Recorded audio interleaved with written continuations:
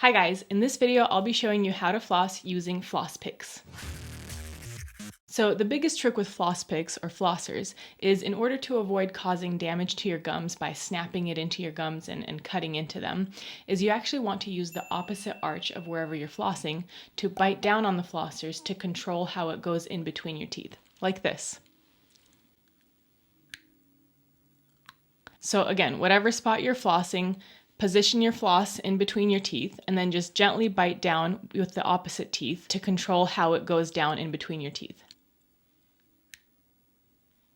Now, this particular flosser is shaped great for front teeth, but once you get to the back teeth, it gets a little bit tricky. Now, they do sell flossers or floss picks that are shaped for posterior teeth, but I'm guessing you don't want to pull out two different types of flossers and figure out when to switch to one or the other. So if you're using a flosser like this, once you get towards your back teeth, just make sure you're turning your flosser to the side like this and making sure your cheek is relaxed. Let me show you how that looks.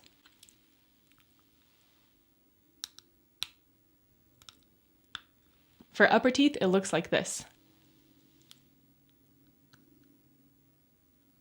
So you're basically inserting the flosser into your mouth straight in and then kind of moving it to the side and biting into it for your back teeth. Now, in order to actually get plaque off of your teeth, you need to be intentional and floss correctly. You can't just get in between your teeth and wiggle around aimlessly. You need to actually wipe the side of each tooth, like this.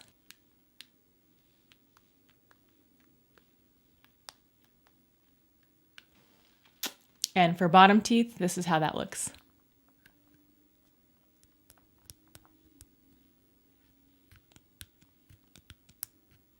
It's a little bit hard for me to show you here, but in the actual demo at the end of this video, you will see how I really lean my hand one way, wipe, lean the other way, wipe. Now, I actually personally don't like to use flossers. A big reason for that is as you're flossing and you get gunk out from in between your teeth, you're essentially just spreading it around from tooth to tooth, right? I find that kind of gross and not very effective, which is why I prefer the string. That way I can use a fresh section of the floss for each area. But if you prefer to use flossers and you want to combat this gross ickiness, I recommend that you use your flossers in front of a sink. That way you can just kind of rinse the flosser off as you go. Again, you'll see in the demo what I mean. Now, if you're flossing during the day, after lunch or whatever, it's fine. You don't have to stand in front of a sink. I do that too, actually, occasionally. But for your bedtime routine, that's when I recommend to do a more thorough job and stand in front of a sink to rinse the flossers off as you go to really get all that plaque off. Another suggestion is you can actually use two flossers, one for each arch. That way you get a little bit more of a fresh floss halfway in between your flossing session, especially if you have tighter teeth and your floss gets frayed by the time you're done with like the top or the bottom and it gets all frayed and yucky. It might be a good idea to switch out to a fresh one for the bottom arch or the top arch, whichever one you didn't do yet. Lastly, if you guys want to upgrade your flossing experience,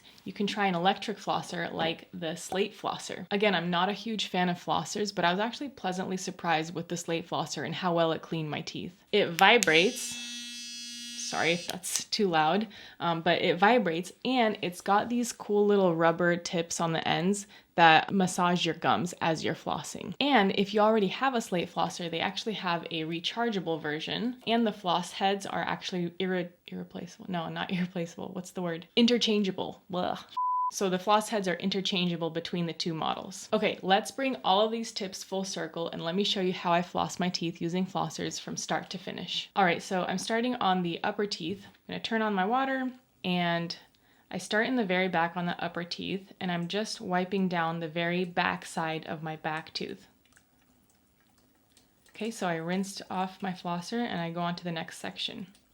So if you can kind of see how I bit down, you'll see a little bit better the further forward I go. But I'm essentially biting down as I go, and then I'm wiping the side of each tooth. You can kind of see the gunk that's coming out. Gross. But yeah, just biting into each area and wiping the side of each tooth and rinsing the flosser off as I go. Notice again how I'm wiping each side. You can see on the front teeth there really clearly, hopefully. A little harder to do than I thought in front of a camera, but you get the idea. And then notice as I go toward the back, I'm moving my flosser kind of to the side, turning it to the side to get the back teeth there. And again, just wiping each side of each tooth, heading all the way to the back.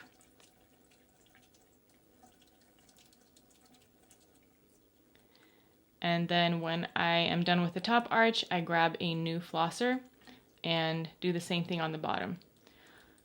I honestly could have probably gotten away with just using the one flosser. My contacts, the spaces between my teeth are pretty, they're not super tight, but they're not super loose or anything, and I don't have any fillings that snag my floss. So my floss was in pretty good condition after just doing the top arch. So I could have used one flosser, but I generally recommend using at least two just to get a little bit of a fresher experience. So again, as you can see, just wiping the side of each tooth and rinsing as I go, biting down to control how it snaps in between the teeth there.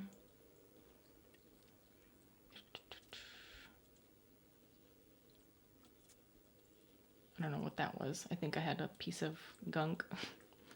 All right, so I'm gonna kind of fast forward a little bit. As you can see what I'm doing, it's kind of the same thing over and over again.